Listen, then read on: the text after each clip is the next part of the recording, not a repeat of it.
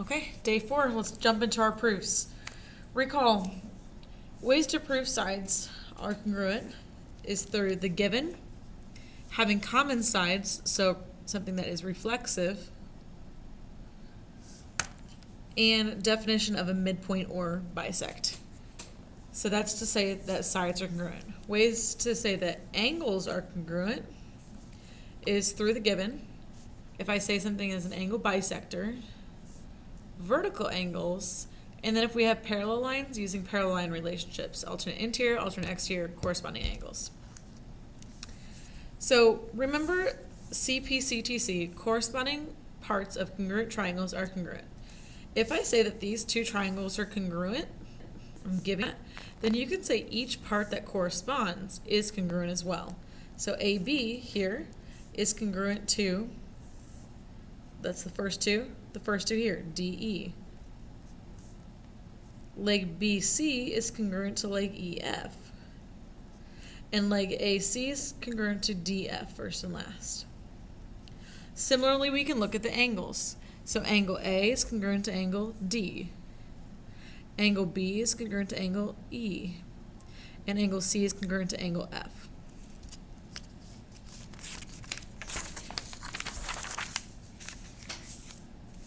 When we have two triangles, we need to make sure we have enough information to say that they are congruent. Having enough means having three things. So the first thing is side, side, side. So I need to prove that two angles are congruent through side, side, side postulate. That means I'll have like this side's congruent to this side, this one's congruent to this one, and our thirds. We could have side, angle, side. So two sides and the included angle. So side, an angle, and the side. Side, same angle, another side. We could have angle, side, angle. Two angles and the included side. So angle, side, angle.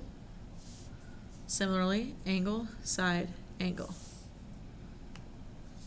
We could have angle, angle, side, so two angles, and either one of these sides, not the one that's between them.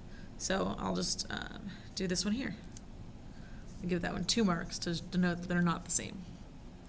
Then we'll have an angle, and the side. The last piece looks like two things, however, it's still three. So we have our right angles. They both have to have a right angle for this one. We have to have the hypotenuse leg here, both of those being congruent, and one of the other legs being congruent. In order to say my triangle is congruent, I have to somehow get one of these postulates. So I need 3 things saying that they're congruent. So let's look at our first proof. We've got this one filled in. It says PQ is congruent to ST. QR is congruent to RT, and R is the midpoint of PS. These first 3 things are just the given. They've just broken it down.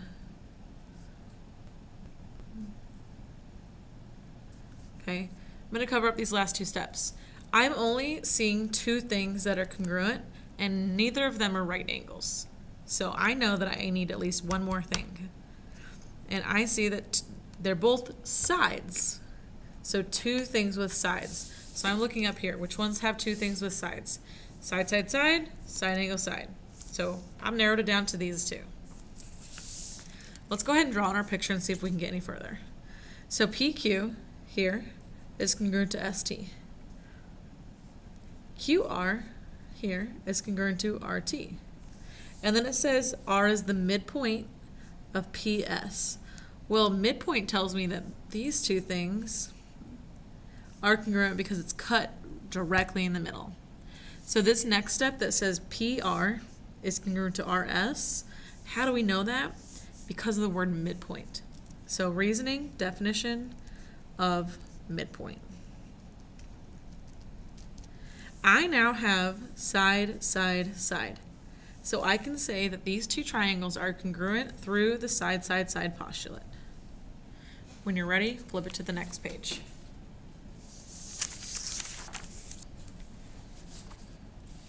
Okay, New one. Step 1, write out your given. JM is congruent to NL. An angle JMN is congruent to angle LNM.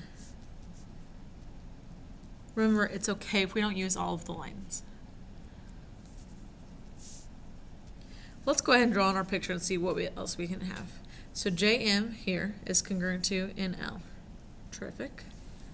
Angle JMN, this angle, is congruent to LNM, this angle.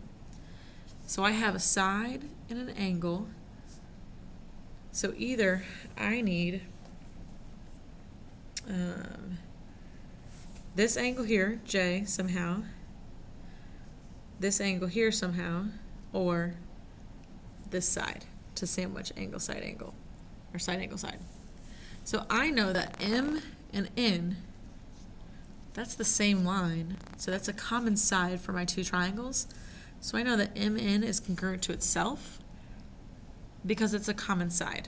So I'm going to say that MN is congruent to MN. Think all the way back to last unit when we used this, when we learned this, that was called reflexive. I told you you'd be using that later. Reflexive property tells me 2 is equal to 2. It's equal to itself, or it's congruent to itself. Now I have 3 congruent things. I have side, angle, side. So now I can say that the triangles, and I need to make it look exactly like this, triangle JMN is congruent to triangle LNM through side, angle, side postulate.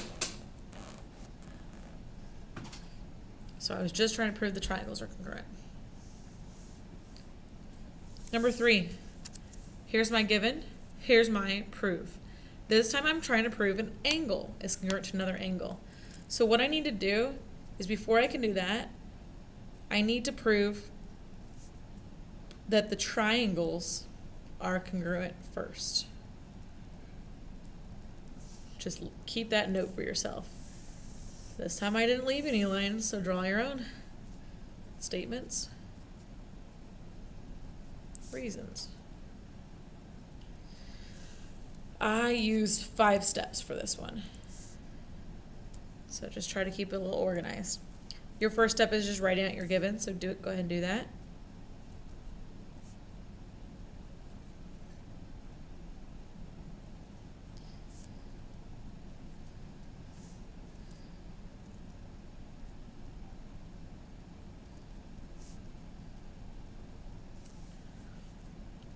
All right, let's start writing our picture. It says R is the midpoint of QT. So R is right in the middle of QT. So before I do anything else, I just put those markers on there, and nowhere in my given did it say QR is equal to RT. That's going to be my next step. So QR is congruent to RT. How do I know that? I know that because of the word midpoint. So definition of midpoint.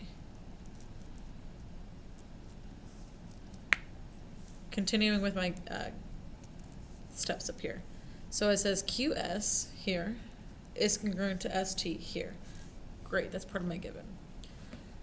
Well, I have 2 sides, so I can't talk about any of the angles. I have no information on angles, but I can talk about this third side. RS is congruent to itself. Why is RS congruent to itself? The reflexive property.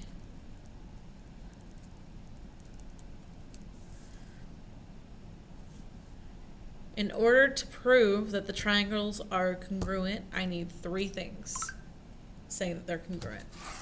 Right now, I have a congruent side, and a congruent side. So through the side, side, side postulate, I can say that these 2 triangles are congruent. So let's say triangle Q, R, S, Q, so down the one leg with 1, R to S, so 1 to 3 to 2. So congruent to triangle down the 1, so T to R to S. Because I can say that the triangles are congruent, now I'm able to say that every corresponding part is congruent to every corresponding part.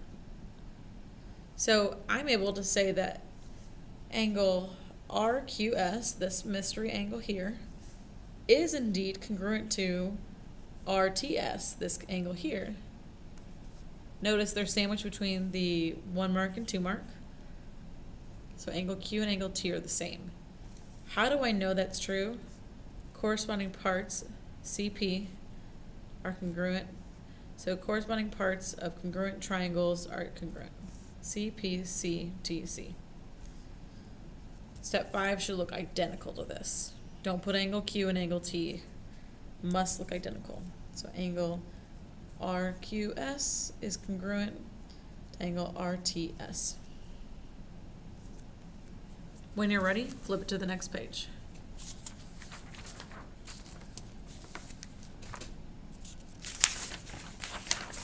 Our last page here, number 4. Write out your statements, reasons,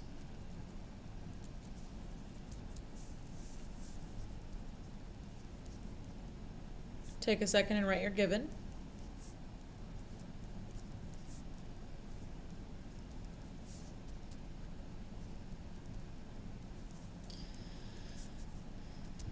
All right, so we have BD here is congruent to DE here. We have CD here is congruent to DF here.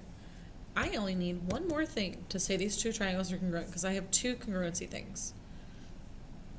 I don't have enough to say that these third sides are congruent. I don't have parallel lines to be able to say that any of these angles are congruent. However, I can say that this angle is congruent to this angle. But why? Well, I have two intersecting lines. And if we think back, let me just see if I can find it quickly. Here. Vertical angles are created by two intersecting lines that are congruent. So that was, I believe, on day 3. So I can say that angle BDC is congruent to angle EDF because of vertical angles. Or I could say vertical angles theorem. Now I have 3 things that are congruent. Before I can say that these two opposite sides here are congruent, I first must say that the triangles themselves are congruent. So part 3 is to say triangle BDC is congruent to triangle EDF. I have side, angle, side. So side, angle, side postulate. Now step 4. Because my triangles are congruent, every part that corresponds is congruent to the other part. So Cpctc, corresponding parts of congruent triangles are congruent. You're welcome to write all that out, but you don't have to. I can say that BC is congruent to EF. Don't forget your little segment markers. When you're ready, move on to number 5.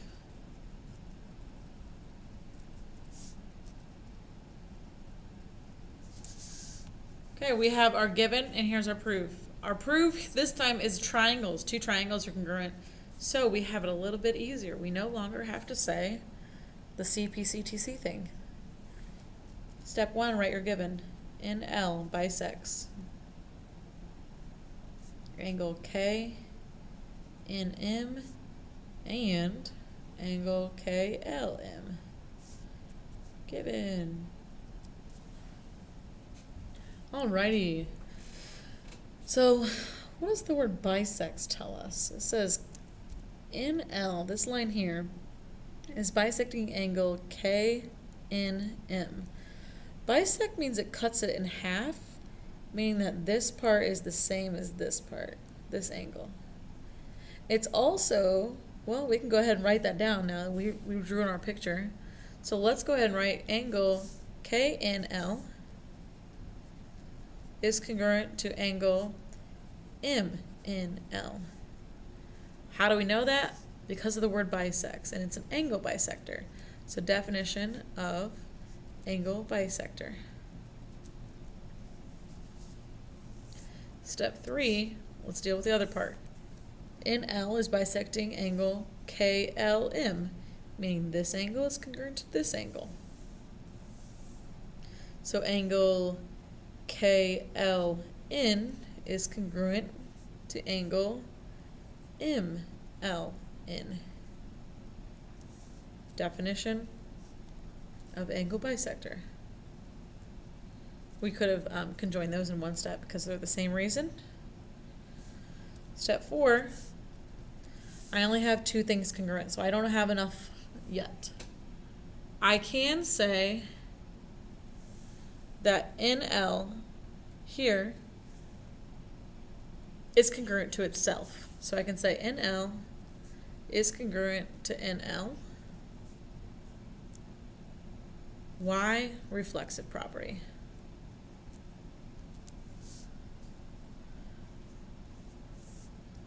Step 5, now I have three things congruent.